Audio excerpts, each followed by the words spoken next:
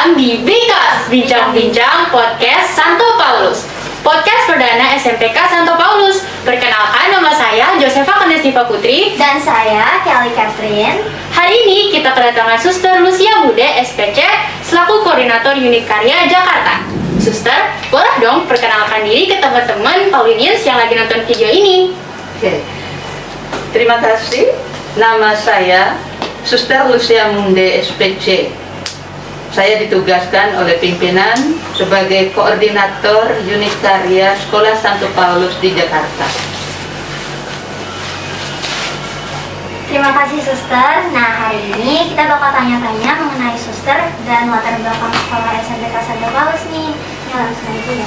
Langsung aja ke pertanyaan pertama nih, Suster. Ya. Mengapa sekolah ini mengambil nama Pelindung Santo Paulus sebagai nama pelindung sekolah? Oh ya. Ini alasannya karena sekolah ini di bawah naungan Yayasan Suaka Insan Suster-Suster Santo Paulus dari Chartres. Jadi pengelolanya itu adalah para suster SPC. Dan SPC ini kepanjangannya Suster-Suster Santo Paulus dari Chartres. Santo Paulus menjadi pelindung para suster.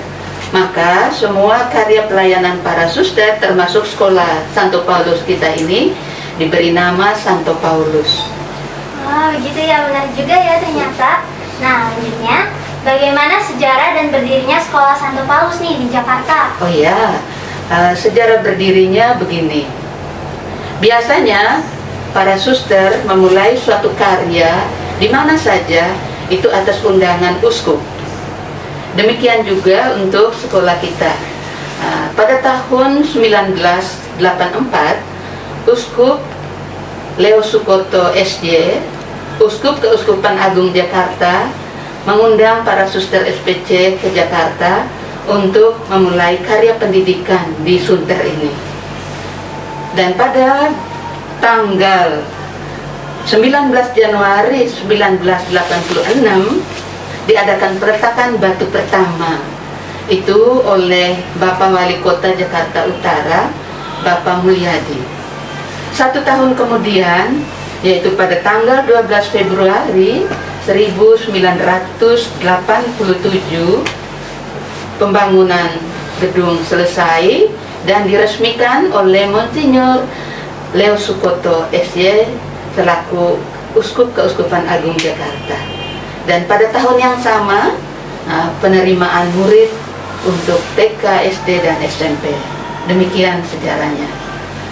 Sejarahnya menarik ya, sekolah itu ternyata sejarahnya panjang juga ya. Buat teman-teman Paulinians yang belum tahu nih tentang asal usul dan sejarah berdirinya SMPK Santo Paulus, sekarang jadi tahu kan.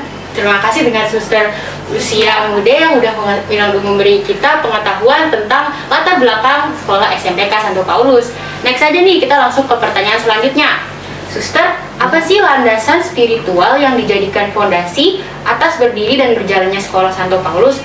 Terutama nih, kan sekarang tuh perkembangan teknologi berkembang dengan pesat ya Suster. Tentunya selalu ada nih landasan yang menyemangati sekolah untuk terbuka, untuk berselancar dalam kehidupan modern dan bertumbuh kembang menjadi lebih baik lagi dalam pelayanan pendidikan sesuai zaman yang serba digital. Oh iya, betul.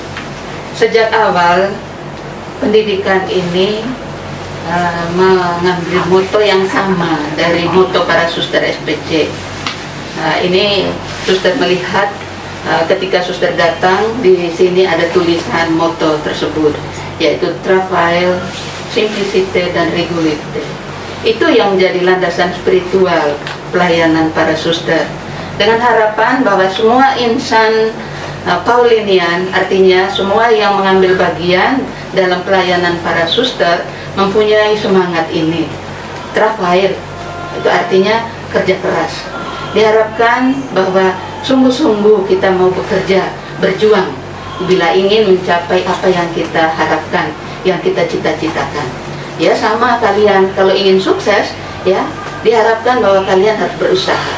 Usahanya apa? Harus belajar dengan rajin. Ya, ini menuntut perjuangan. Semangat yang berikutnya yaitu keteraturan, yaitu regularite, disiplin. Ya. Bapak Ibu guru mengharapkan juga kalian para siswa ya untuk bisa mencapai apa yang kalian cita-citakan harus teratur dalam mengatur waktu, kapan harus belajar, kapan istirahat, kapan rekreasi. Terus yang berikutnya itu kesederhanaan ya. Di sini simplicity ya, artinya kesederhanaan. Pada situasi sekarang ini yang memang sungguh menuntut kita untuk terus belajar, ini menuntut sikap sederhana, mau belajar apa saja. Dengan demikian kita menjadi orang yang berguna, orang yang sungguh bisa menghadapi tantangan situasi saat ini. Nah, 3 semangat ini yang menjadi landasan para suster untuk berkarya di dalam karya pendidikan maupun karya kesehatan. Jadi diharapkan Bapak Ibu guru, para siswa yang sudah bekerja sama bersama para suster memiliki semangat ini. Ini yang diharapkan. Lanjutannya ya suster. Nah, Sekolah Santo Paulus ini memiliki semboyan In Omnibus Caritas. Bagi suster sendiri, apa makna dari semboyan itu? Dan bagaimana cara kita sebagai bagian dari Paulinian untuk menghidupi semboyan tersebut dalam kehidupan sehari-hari? Oh iya. In Omnibus Caritas artinya dalam segala adalah kasih. Ya, diharapkan bahwa semua insan pendidikan yang ada di dalam naungan Yayasan Soka Insan Suster-Suster Santo Paulus memiliki semangat kasih, semangat In Omnibus Caritas. Ini maksudnya apa?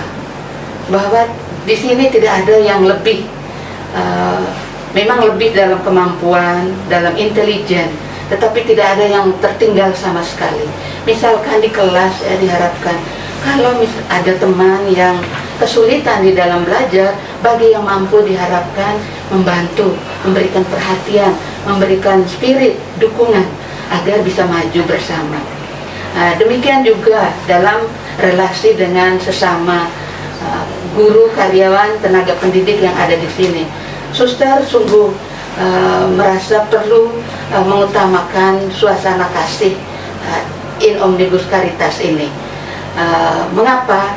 Kata-kata Yesus sendiri dalam Injil,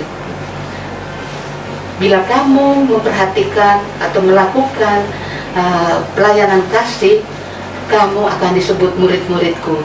Itu yang menjadi inspirasi buat suster dalam keseharian. Maka dengan moto In Omnibus Caritas diharapkan semua saja yang mengambil bagian di dalam karya pelayanan, terutama di dalam sekolah kita ini, menghayati itu dalam kesehariannya. Wah, Paulinian, ternyata ya pagi-pagi ini kalau kalian disuruh yel-yel ini nih, yang Omnibus Caritas yes ini, ternyata maknanya wah banget nih, dalam banget. Harus semangat ya. Jadi kalian harus benar-benar semangat dalam menyebutkan yel-yel sekolah kita dan menghidupinya dalam kehidupan sehari-hari dengan mengutamakan kasih dalam pendidikan. Tapi nggak cuma pendidikan aja nih, dalam masyarakat dan keluarga ya suster. Iya, betul. Oke. Coba Kenneth, gimana yel yang benar? Oke nih ya satu-satu ya nih. 1, 2, 3. SMPK Santo Paulus In Omnibus Caritas. Yes, yes, yes. Nah, udah semakin semangat nih kan gara-gara yel-yel In Omnibus Caritas. Kita langsung aja ke pertanyaan selanjutnya. Pertanyaan selanjutnya nih suster. Isu pendidikan spiritual nih jadi salah satu isu penting di era sekarang karena derasnya arus teknologi dan globalisasi yang adanya banyak penyalahgunaan teknologi seperti penyebaran hoax, terus penyebaran kasus kriminal semakin banyak dengan adanya teknologi ini. Kira-kira apa sih pendapat suster dan apa sarannya untuk kami untuk lebih bijak dalam mempergunakan teknologi sesuai dengan nilai-nilai Paulinian yang ada gitu suster. Bagus sekali pertanyaanmu. Di dalam pertanyaan ini sudah mengandung jawaban sebenarnya ya, bahwa saat ini yang diharapkan para siswa sungguh memanfaatkan digital dengan bijaksana, maka itu perlu sekali pendidikan spiritual. Mengapa? Bahwa dengan pendidikan spiritual kalian asal kata spiritual itu spirit. Kalian punya semangat untuk memanfaatkan alat-alat digital dengan bijak. Di dalam pelajaran diharapkan ya, kalian ditanamkan kemampuan untuk dapat memilih mana yang benar dan baik, mana yang harus dihindari, yang tidak boleh dilakukan. Suster merasa sangat miris ya ketika membaca di surat-surat kabar ya, memang sekarang di media, alat-alat media massa yang mengatakan bahwa Indonesia ini merupakan negara pengguna alat digital tertinggi dibandingkan dengan negara-negara tetangga lainnya. Untuk apa penggunaan itu? Ternyata hanya untuk hoax, untuk menyampaikan ujaran-ujaran kebencian, melakukan penipuan. Sungguh sangat miris ini ketika suster membaca itu, mengetahui itu. Maka itu harapan suster bahwa sungguh pendidikan religius atau pendidikan spiritual di sini harus sungguh-sungguh ditanamkan kepada peserta didik, sehingga sungguh dengan bijak memanfaatkan alat-alat digital ini. Memiliki alat digital itu untuk belajar, untuk pengembangan diri, supaya tidak disalahgunakan. Itu yang diharapkan.